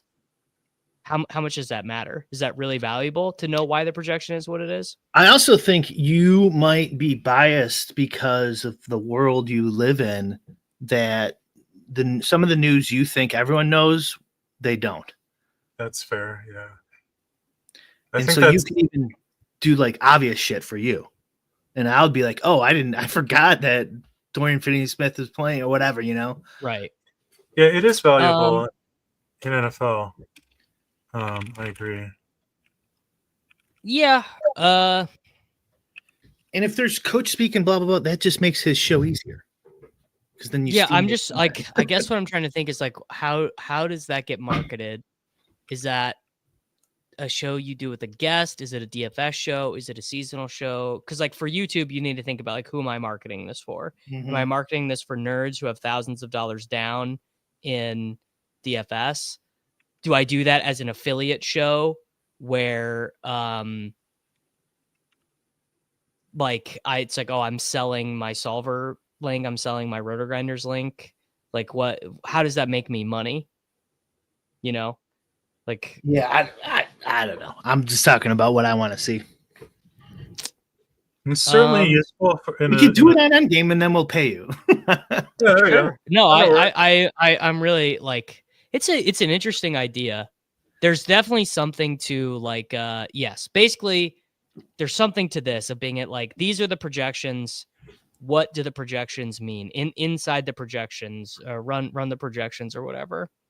Yeah, I just like, I think you might be stupid, Tyler. Sadly, I think I think you might just be dumb. I know what they are. That's not the same thing. It's not the same thing.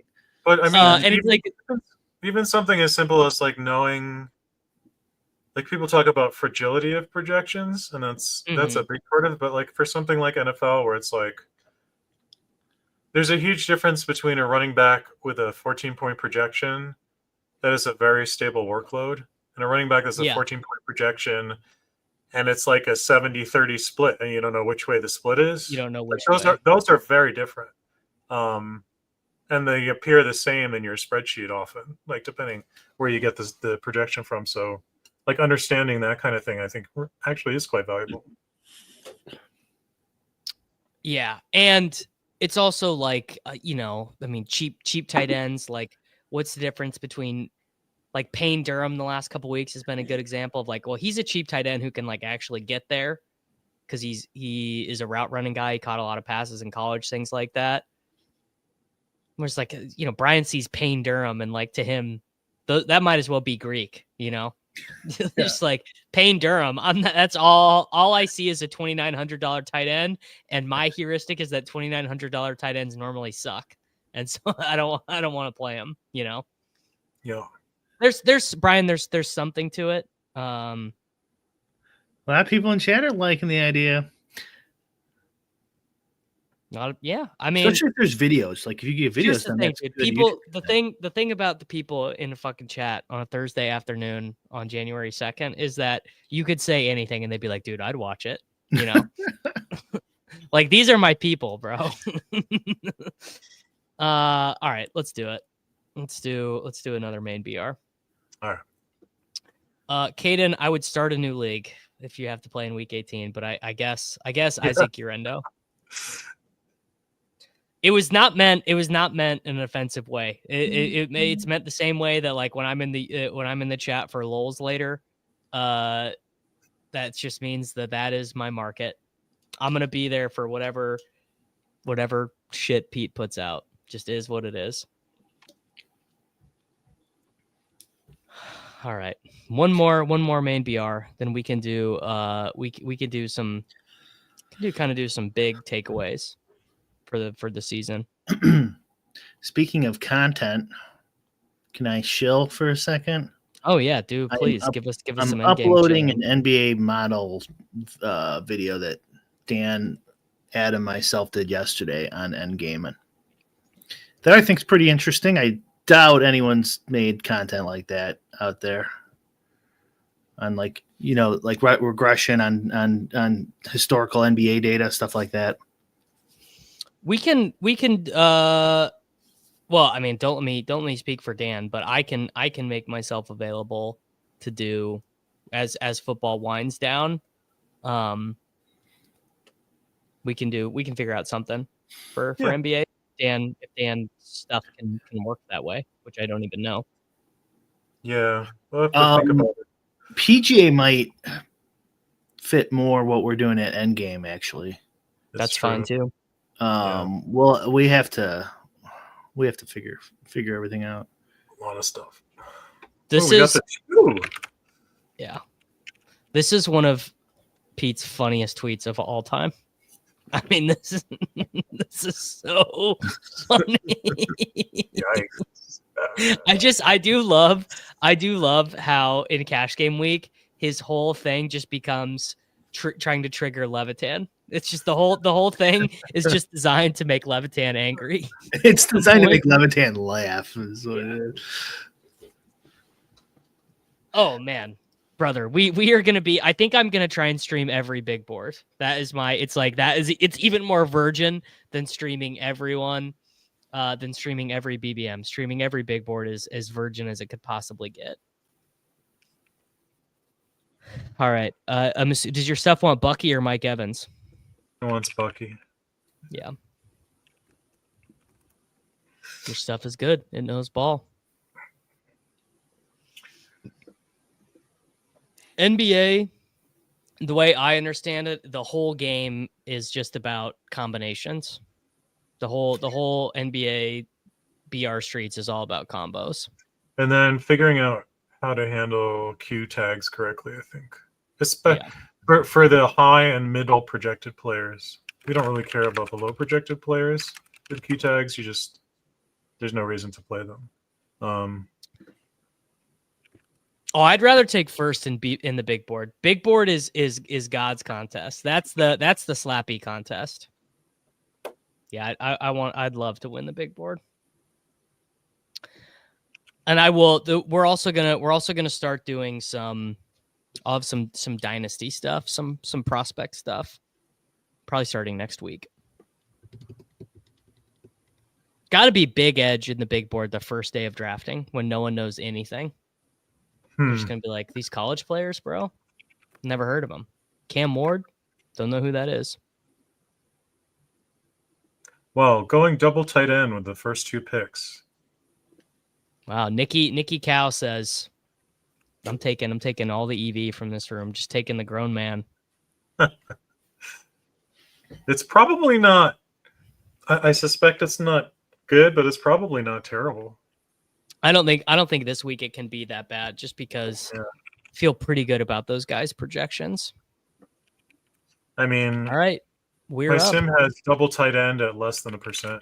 It says Jaden Daniels. There we go. Bang, bang. We got that should be a little bit of a unique combo, Brian. So there we go. Daniels. Sweet. Speaking of that, we're talking about adding the combo data to the caddy where it'll display like right on Underdog. Yeah, please. I would love that. Like, do you think like for BBM, would you think it would be like here's how I'm picturing it. It's like a little matrix box. And then like the first player you pick populates and then it puts the combos with it. His highest combos next to him. And then the second pick, do like 4 picks or 5 picks into the box. It wants to get another running back here, and it wants Charbonnet, Gainwell, or HN, or Corum. How many cents does it cost us to take London?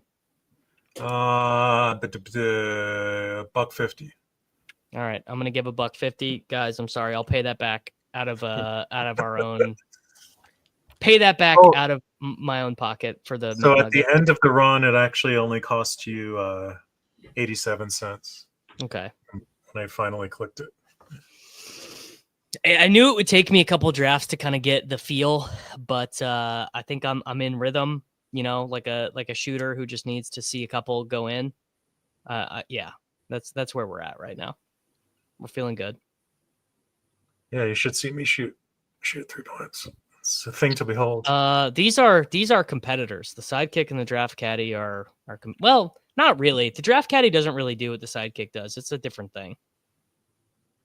Yeah, but if you run the draft caddy and then you start up the sidekick, it initiates a self-destruct sequence. I know that's not true because I do it. I use the sidekick for playoff baseball, and I have the draft caddy pulled up. I mean, I have the draft caddy pulled up all the time, but it is it's different. The sidekick is I like it for playoff baseball. I don't think I would like it as much for the regular season, but maybe that's just because I am unwilling to get off my own player takes. Somebody is suggesting a nickname for me. I like it. I like buckets. Buckets, yeah. So I'm not the worst basketball player ever, but I'm probably the worst you've ever seen. Keep that in mind. So maybe that makes it an even better nickname. I don't know. Like Time Lord. That's my favorite NBA nickname. Time Lord. That's so great. Time Lord is a phenomenal NBA name. It's just so good. I think it's gonna want us to take Kittle, but I'm probably gonna preempt it. Who went? McMillan? Yes. Okay, Jalen so we're McMillan. still waiting on somebody else. Okay. Yeah, still waiting. One more. Nico went. Nico. Okay. Don't like that. Corum and Dowdle winning. Very close. Sure. Blake Corum. Come on down, brother. I love when I don't have to fight with the sim. I love when the sim is just like, dude, you know ball. Or doesn't happen all that often, but it is Not pretty too nice.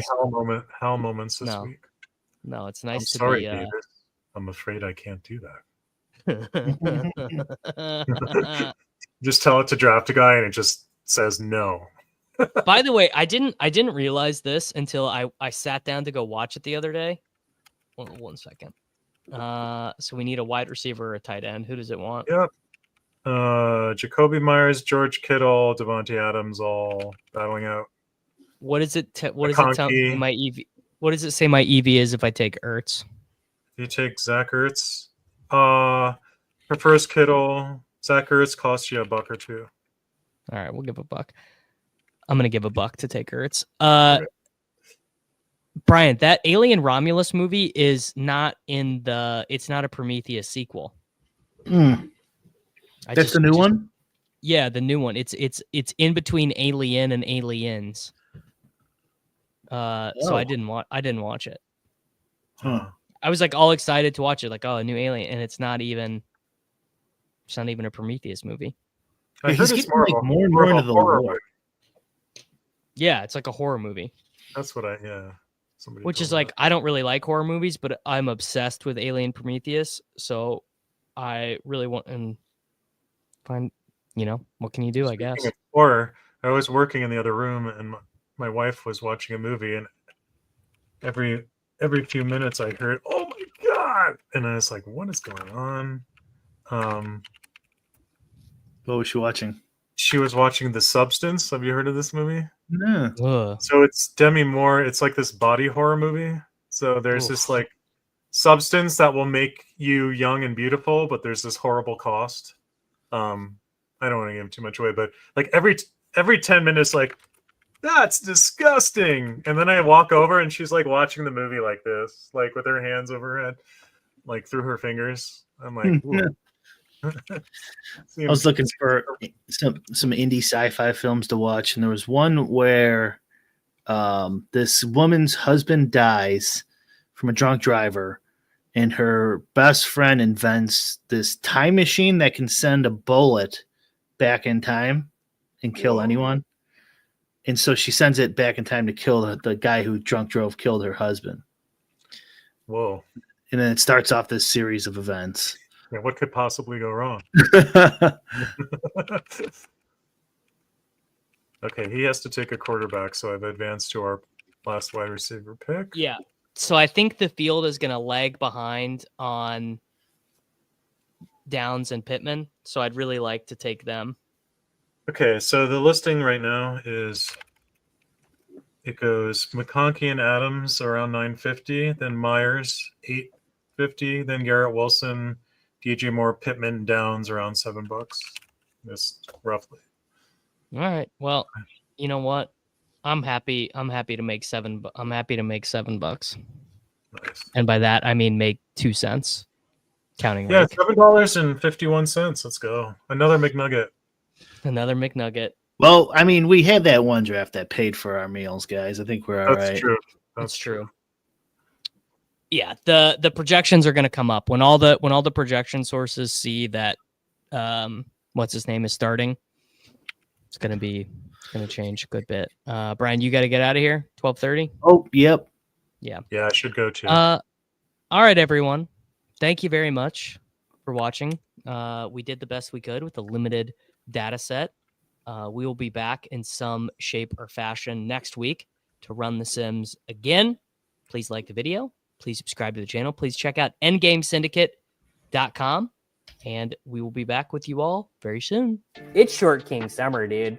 It just feels like no one in fantasy sports ever learns anything. Does he mistime it, or is Brock Bowers just a grown man? Brock Bowers is just a grown man. Dare I say, Rich, football might be back. In the words of Lane Johnson, this offense looks constipated. It's